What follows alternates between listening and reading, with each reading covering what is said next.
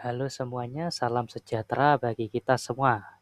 Kepada yang terhormat Bapak Dr. Insinyur Dwi Prasetyo Skom MSI selaku dosen pengampu mata kuliah Interaksi Manusia dan Komputer, serta rekan-rekan sekalian.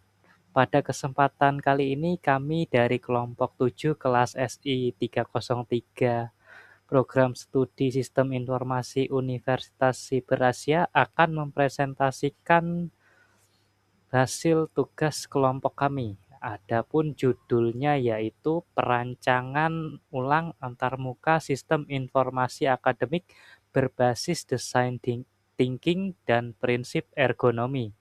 Proyek ini disusun oleh tim kami yang terdiri dari 4 orang, yaitu pertama saya sendiri Angga Alfiansah, Ferry Sandria, Nur Aidah, dan Nirmala Ayu. Presentasi ini akan membahas bagaimana penerapan teori IMK dapat memberikan solusi nyata bagi sistem akademik. Mari kita mulai dengan melihat konteks masalah.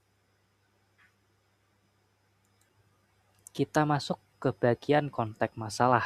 Sistem informasi akademik memegang peranan vital dalam pengelolaan data akademik, mulai dari pembelajaran hingga KRS. Namun seringkali kemajuan teknologi tidak diimbangi dengan kemudahan penggunaannya. Berdasarkan analisis awal kami mengidentifikasi keempat permasalahan utama. Pertama, antarmuka yang tidak intuitif. Navigasi yang tidak mengikuti standar umum seringkali menyulitkan pengguna, terutama pengguna baru. Kedua, tata letak yang non-ergonomis. Jadi penyusunan elemen itu kadang tidak tepat sehingga mengabaikan keterbatasan fisik dari penggunanya serta mengurangi kenyamanan. Ketiga, alur navigasi yang rumit. Banyak tahapan dan pengalihan halaman yang tidak perlu sehingga menyebabkan waktu penyelesaian tugas menjadi lebih lama. Keempat, penurunan efisiensi dan kenyamanan. Dampak akhir inilah yang membuat pengguna frustasi dan mengalami penurunan produktivitas akademik. Situasi ini menegaskan perlunya perbaikan antarmuka untuk mengembalikan efisiensi dan kenyamanan dalam menggunakan sistem informasi akademik. Jadi berdasarkan permasalahan sebelumnya, penelitian ini memiliki 4 tujuan utama. Pertama, identifikasi masalah. Kami berupaya mengidentifikasi secara spesifik kendala yang dialami pengguna saat ini, saat berinteraksi dengan antarmuka sistem informasi akademik. Kedua, penerapan design thinking. Kami menggunakan metode design thinking sebagai kerangka kerja struktur dalam proses perancangan ulang antarmuka, mulai dari tahap empati sampai pengujian. Ketiga, penerapan prinsip ergonomi. Kami mengintegrasikan prinsip ergonomi untuk memastikan desain baru yang nantinya nyaman digunakan baik secara visual maupun interaksi. Dan keempat, desain akhir. Output yang diharapkan adalah rancangan antarmuka yang lebih ergonomis, mudah, dan benar-benar menjawab kebutuhan pengguna. Fokus akhirnya adalah peningkatan pengalaman pengguna melalui antarmuka yang lebih intuitif dan efisien. Lalu untuk mencapai tujuan tersebut, kami berlandaskan pada teori-teori utama interaksi manusia dan komputer. Pertama, sistem informasi akademik. Didefinisikan sebagai aplikasi untuk memudahkan pengelolaan data instansi pendidikan. Di sini kata kuncinya adalah memudahkan. Kedua, interaksi manusia dan komputer atau IMK. IMK adalah disiplin ilmu yang mempelajari hubungan antara manusia dan komputer. Tujuannya bukan hanya membuat sistem yang canggih, tapi merancang, mengevaluasi, dan mengimplementasikan antarmuka yang mudah digunakan oleh manusia. Ketiga, antarmuka pengguna atau UI. Fokus utamanya adalah pada bagaimana antarmuka tersebut terlihat dan terasa bagi penggunanya. Desain UI yang baik harus mampu menjembatani komunikasi antara pengguna dan perangkat lunak secara mulus. Terakhir, sebagai tolak ukur keberhasilan desain, kami menggunakan konsep usability yang terdiri dari 4 elemen kunci dalam konteks IMK. Pertama, efektif. Mengukur sejauh mana produk dapat menjalankan fungsi utamanya dengan benar. Kedua, efisiensi. Mengacu pada penggunaan sumber daya yang minimal, baik waktu maupun usaha untuk menyelesaikan tugas. Ketiga, keamanan. Memastikan perlindungan pengguna dari kesalahan atau kondisi yang tidak diinginkan, serta kemampuan sistem untuk mencegah error. Keempat, mudah dipelajari. Memastikan pengguna baru dapat memahami cara pengoperasian sistem dengan cepat dan mudah mengingatnya kembali meskipun sudah lama tidak diakses. Keempat elemen inilah yang akan menjadi panduan kami dalam merancang ulang antarmuka sistem informasi akademik. Demikian landasan awal proyek kami. Untuk pembahasan metode selanjutnya akan dilanjutkan oleh rekan saya. Terima kasih. Selanjutnya, kita masuk ke prinsip ergonomi. Istilah ergonomi berasal dari dua kata Yunani, yaitu ergon dan nomos, di mana ergon artinya kerja dan nomos adalah hukum alam. Jadi bisa diartikan bahwa ergonomi merupakan studi tentang aspek manusia dan lingkungan kerja secara anatomi, fisiologi, psikologi, engineering, manajemen, dan desain atau perancangan. Dalam desain antarmuka, prinsip ergonomi penting untuk yang pertama, meminimalkan usaha fisik dan mental dalam interaksi dengan sistem. Contohnya, tombol yang mudah diakses dengan jempol pada aplikasi. Yang kedua, mencegah kesalahan interaksi. Yang ketiga, meningkatkan kenyamanan pengguna. Selanjutnya adalah metodologi design thinking. Design thinking adalah pendekatan yang melibatkan kolaborasi dengan pengguna untuk menemukan solusi bagi suatu masalah. Tujuan utamanya yaitu menciptakan layanan yang inovatif, sesuai dengan kebutuhan pengguna, dan dapat mengatasi masalah yang ada. Metode design thinking diterapkan melalui 5 tahap. Yang pertama, tahap empathize, yaitu meneliti dan berempati terhadap pengguna atas masalah yang dihadapi. Tahap kedua, yaitu define, merumuskan kebutuhan dan membuat problem statement. Yang ketiga, tahap ideate, yaitu tahap eksplorasi ide kreatif untuk menghasilkan sebanyak mungkin solusi. Yang keempat, tahap prototype, yaitu tahap realisasi dari ide yang tadi dibuat menjadi sebuah bentuk yang konkret, baik itu low fidelity maupun high fidelity. Yang kelima, itu tahap tes, di mana tahap ini melakukan validasi prototipe yang diujikan langsung kepada pengguna. Tujuannya adalah mendapatkan feedback guna penyempurnaan produk lebih lanjut. Sekarang kita masuk ke studi kasus. Sekilas tentang aplikasi Edling. Aplikasi Edling ini adalah aplikasi mobile untuk mengelola aktivitas akademik, termasuk akses ke jadwal kelas, materi pembelajaran, dan komunikasi antara dosen dan mahasiswa. Masalah yang teridentifikasi yaitu ditemukan adanya potensi kesalahan interaksi atau human error akibat tata letak elemen antarmuka yang kurang ergonomis. Bisa dilihat contohnya pada pop-up di kanan. Kita masuk ke tahap 1 atau tahap empathize. Empati terhadap pengguna adalah tahap pertama dalam proses design thinking, yang fokus pada pemahaman mendalam tentang pengguna, kebutuhan, harapan, dan tantangan yang mereka hadapi. Metode yang digunakan biasanya observasi, wawancara, kuesioner, dan personalisasi. Selama fase ini, kelompok kami mengidentifikasi beberapa masalah pada aplikasi Edling. Yang pertama itu adalah pencarian. Fitur pencariannya berada jauh di sebelah kanan atas dan hanya icon saja, sehingga ini menyulitkan dalam melakukan pencarian mata kuliah. Yang kedua adalah kesalahan sentuh, karena jarak antara judul mata kuliah dan informasi kehadiran yang cenderung dekat seringkali mengakibatkan sentuhan acak atau mistouch sehingga membuka pop-up yang tidak relevan, dan itu kebayang jika dilakukan setiap saat ingin masuk ke halaman detail mata kuliah. Yang ketiga, fitur kehadiran. Menurut kami penempatannya tidak bagus ditempatkan di halaman list daftar mata kuliah, karena seharusnya fitur kehadiran itu adanya di detail mata kuliah.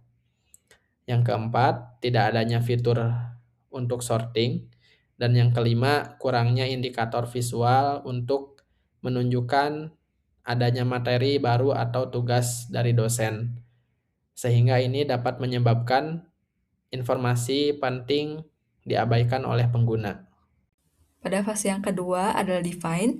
Pada fase ini, informasi yang dikumpulkan selama fase empati disintesis untuk merumuskan sebuah pernyataan masalah yang jelas.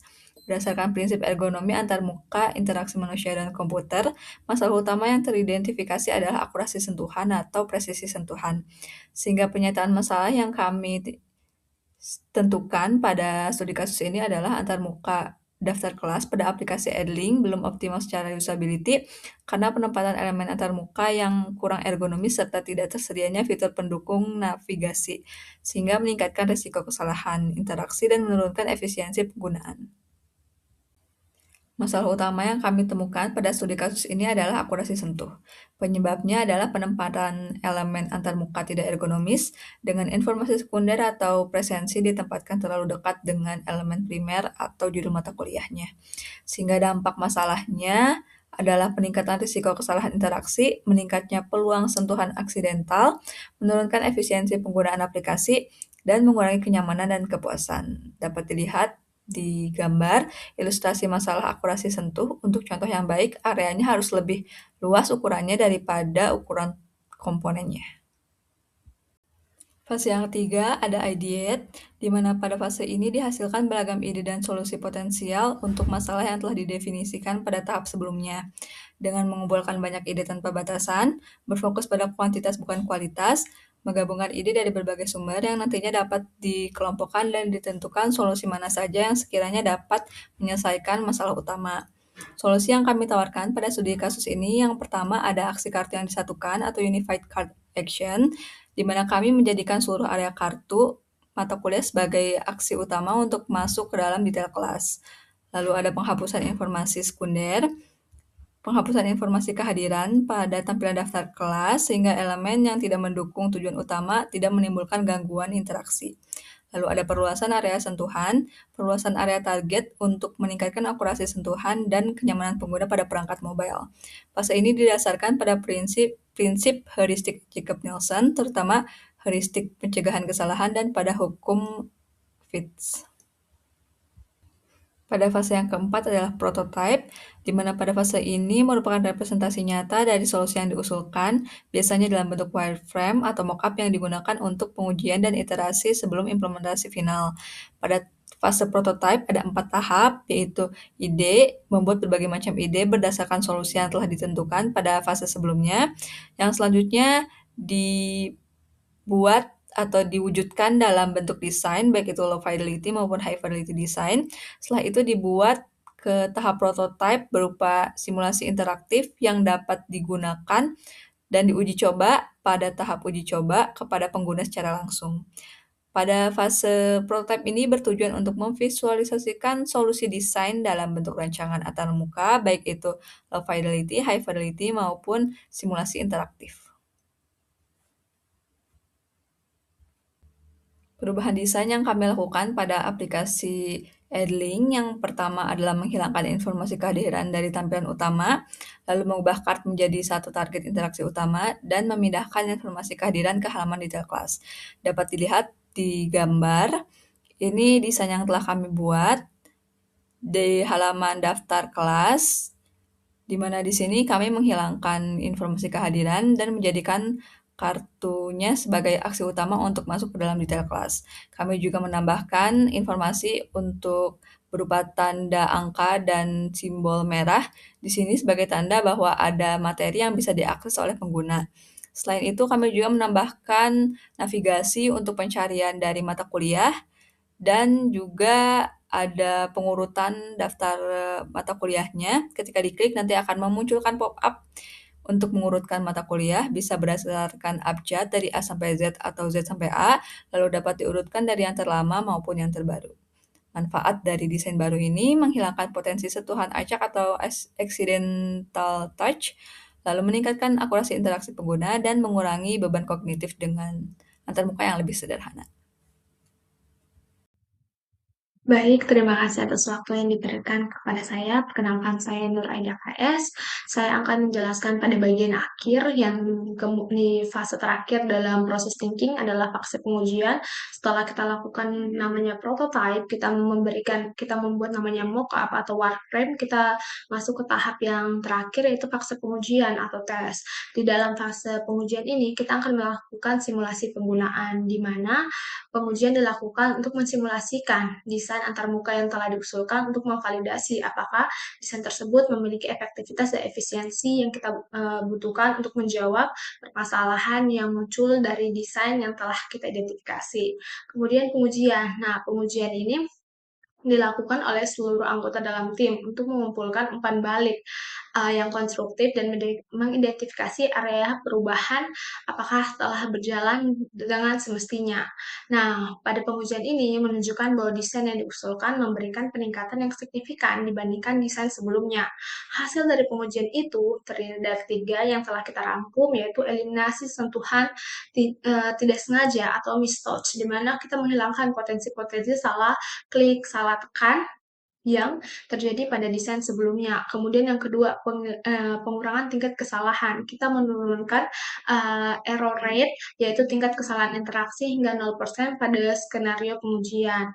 Dari sisi pengguna, penurunan beban kognitif, yaitu mengurangi beban kognitif karena tidak adanya pop-up yang tidak relevan dengan tujuan utama. Sebagai grafik, ini adalah grafik contoh di mana kita menunjukkan bahwa rate interaksi dari desain sebelumnya dengan desain yang baru. Selanjutnya dampak dan pengalaman pengguna.